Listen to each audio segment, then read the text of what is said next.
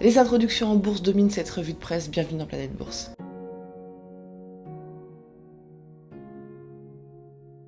On commence avec l'Europe. Le vendeur de voitures britannique Cazoo Holdings va entrer en bourse via le SPAC Ajax Acquisition Corp. Il est valorisé 7 milliards de dollars. WePass, le fabricant roumain de logiciels d'automatisation, vise aussi l'introduction. Valorisé 35 milliards de dollars lors de son dernier tour de table, la société a choisi le NYSE pour sa cotation. Deliveroo revoit à la baisse le prix de son introduction à 7,85 milliards de livres contre 8,9 milliards auparavant. Et enfin, à Londres, on peut désormais choisir un Uber électrique, la plateforme de covoiturage qui vise à atteindre l'objectif de zéro émission au niveau mondial d'ici 2040, offrira aux conducteurs de véhicules électriques une prime de 10%.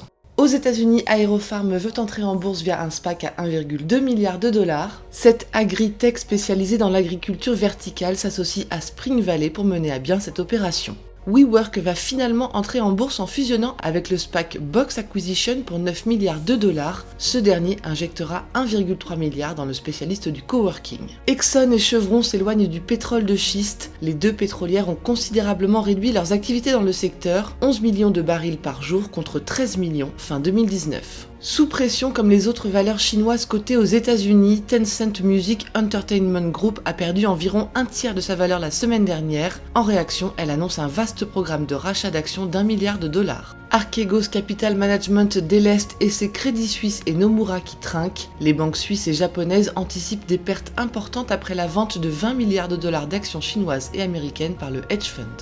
En Asie, Honda, Suzuki, Yamaha et Kawasaki misent sur les batteries interchangeables pour les motos électriques. Afin de populariser ce mode de transport, les 4 japonaises s'associent aussi autour de chargeurs standards. Facebook et Google prévoient le déploiement de nouveaux câbles sous-marins pour relier Singapour et l'Indonésie à l'Amérique du Nord et ainsi augmenter la connexion internet entre les deux régions. Et enfin, News Corp, via sa division HarperCollins Publishers, veut s'emparer de la branche édition grand public de l'éditeur éducatif Houghton Mifflin Harcourt, qui détient les droits d'auteurs prestigieux comme George Orwell et J.R.R. Tolkien.